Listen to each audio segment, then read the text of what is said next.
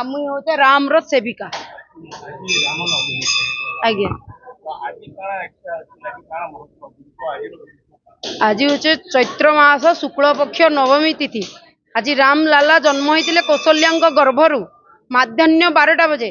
আমার দেখুছন daily market মন্দিরে কেতে ভিড়। সবু বর্ষ এই মহোৎসব পালন করা যায়ছি। আজ দিনু দিনকে ভিড় রাম মহোৎসবরে লাগি যাইছে। ইনো 9 দিন হেলানো রামায়ণ রামলীলা পাঠ হউতলা। আজ তার লাস্ট দিন ভগবান বহুত শ্রদ্ধা ভক্তিরে পুরা সকালু আসিকে মঙ্গল আরতি হেলা। মঙ্গল আরতি সরলা বেলে মহাপ্রভুଙ୍କର দিବ୍ୟ ভୋଗ ଲାଗୁଛେ। ବହୁତ ଭିଡ ହଉଛନ। ରୀତିକାନ୍ତି ସକାଳ ଭୋର 5:30 ମଙ୍ଗଲ ଆଳତି ହେଲା। ତାରପରେ ହେଲା ଭଗବାନଙ୍କୁ ଦିବ୍ୟ 12ଟା ବେଲେ ତାଙ୍କର ମାଧ୍ୟାହ୍ନ ଆଳତି ହେବା। ଏବେ ଭକ୍ତ ମାନେ ଯେନ୍ ଆସୁଛନ୍ ତାଙ୍କର ପ୍ରସାଦ ଲାଗି ହଉଛେ। ତାଙ୍କର ପ୍ରସାଦ ଲାଗି ସାରିଲେ 12ଟା ବେଲେ ମହାପ୍ରଭୁ ସବୁ ଶ୍ରୋଧ ହେବେ। ଶ୍ରୋଧ ବେଲେ ସବୁ ସଫା ହେଇକିରି ମହାପ୍ରଭୁଙ୍କର 12ଟା ବେଲେ ତାଙ୍କର ଜନ୍ମ ଉତ୍ସବ ପାଳନ ହେବା।